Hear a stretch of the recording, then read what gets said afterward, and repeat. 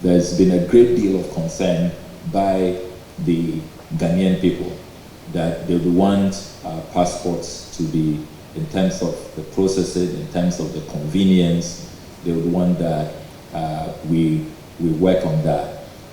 We need to go full digitalization. We need to make it possible for courier services to submit passports to people. We shouldn't have a situation where thousands of passports remain uncollected.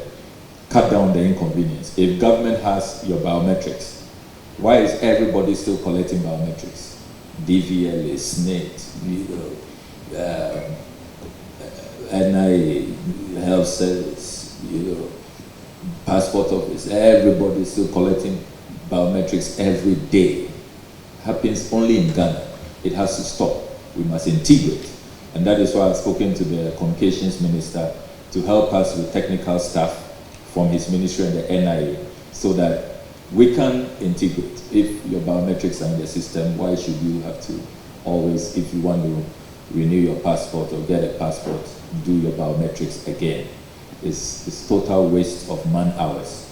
And then we also want the passport office to become a 24-hour passport office that operates around the clock. And we'll be piloting that as we look at moving all our missions to 24-hour working period. That, as you know, is the vision of President Mahama.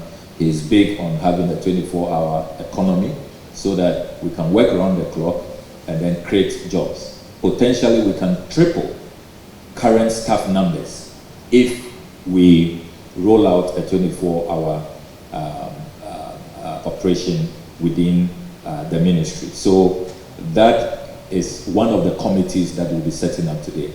The second committee we shall set up is the Migration and Welfare of Ghanaians in the Diaspora Committee.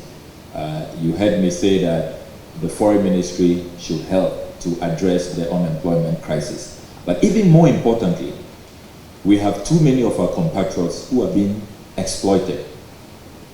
Their dignity is violated violently, particularly in some regions I don't want to mention because the media is here, but you know those regions. And it's all because it's not a regulated space. You have unscrupulous private agencies who take advantage of them. When they arrive in those destinations, they seize their passports, they collect more than 50% of their earnings, and they just exploit them and treat them shabbily, really. So that has to change. When you have a government-to-government agreement, and everybody knows that these workers from this country, Ghana, their government knows they are here. Their government is aware of their work. They will be treated with respect, with dignity, and it becomes a win-win situation. Look at what countries like Cuba, like Indonesia have achieved, taking advantage of migration policies and having partnerships with us. And you should look at the numbers. For example, Cuba, we pay them so much every year because of the doctors that they bring in.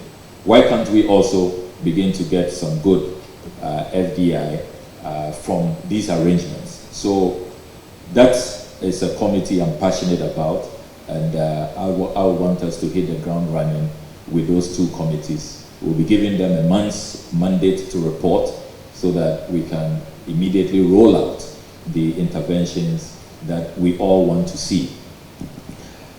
As I conclude, I would want to admonish all of you colleagues that your welfare will also be my utmost priority. You do know that as ranking member on the Foreign Affairs Committee for 8 years, I have advocated for your welfare. I have said that we should bring back the waiver on duties, particularly when you are returning from your posting.